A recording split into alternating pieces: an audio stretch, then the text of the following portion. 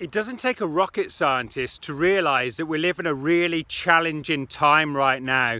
In the military, they call this environment that we're in a VUCA environment.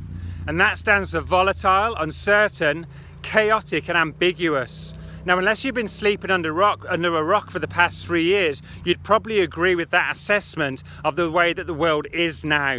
Now, here's the thing. A lot of the stuff that worries us, that we're concerned about, that keeps us up at night, sits within our circle of concern. And as you'll know from a previous video, that circle of concern is always going to be bigger than our circle of influence, the circle that holds the stuff that we can control. Now, although we can't control a lot of the stuff in the world, a lot of the stuff in this fucker environment of ours, what we can control and must control as creative thinkers is our nervous system. We must not go into fight, flight or freeze or fawn when everybody else is, because if we do, then our brain is going to lock us down, it's going to freeze, it's going to put us into a tunnel vision. Blood will rush from our prefrontal cortex into our amygdala, which will set off the grenades that will blow everything up around us. We do not want to be in this mode. I call this mode the crisis mode. Now, a lot of people in this world right now are living in a crisis mode. They are in a perpetual state of crisis. We don't want to be in this state. We want to be in a state that I call the creator mode. So we don't want to be in crisis mode, we want to be in a creator mode.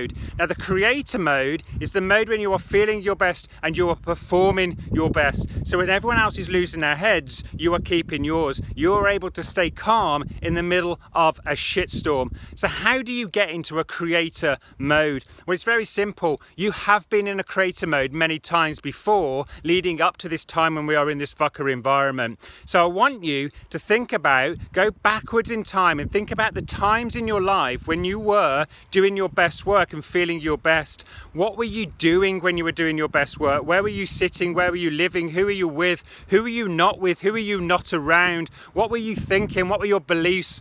What were the stories you were telling yourself? What was the music you were feeding yourself? What was the media you were feeding yourself? What you want to do is write down all of those things, what you're thinking, what you believe in, who you're sitting with, who you're not sitting with, what is present, what isn't present. Write them all down on a big list, yeah? All of these different times, write them on a big list. Go through them and find the top 10 common things you were doing when you're feeling your best and performing your best when you were in that creator mode. This is what is known as your protocol.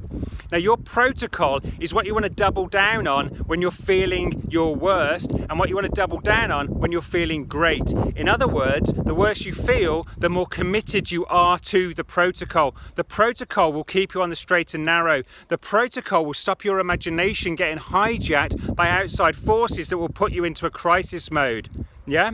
So find your protocol, go back in time, find out when was I feeling my best and performing my best when I was doing my best work, who was around me, who wasn't around me, what was I thinking, what wasn't I thinking, what stories was I telling myself, what stories weren't I telling myself, what music was I pumping into my ears, what imagery was coming into my eyeballs. Get that list, get that top 10, stick to it, commit to it, have a protocol, know what your protocol is and go out there and crush it when everyone else is being crushed.